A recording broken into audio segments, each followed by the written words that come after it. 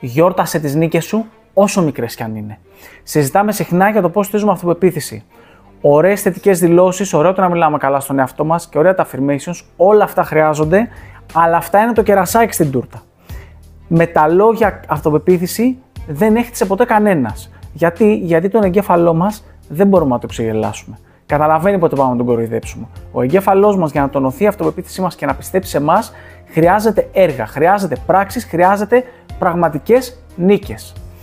Το πρόβλημα είναι ότι είτε επειδή μεγαλώσαμε μέσα στην αμφισβήτηση, είτε επειδή οι απαιτήσεις από το περιβάλλον μας ήταν πάρα πολύ μεγάλες και μας βάραναν πολύ, έχουμε μάθει να μην αναγνωρίζουμε στον εαυτό μας τα μικρά, να τα θεωρούμε αυτονόητα, δεδομένα και να περιμένουμε μόνο τα μεγάλα για να νιώσουμε καλά και να πούμε στον εαυτό μας ένα μπράβο που τα καταφέραμε. Αν θέλεις λοιπόν να χτίσεις αυτοπεποίθηση, πρέπει να ξεκινήσεις να αναγνωρίζεις τα μικρά.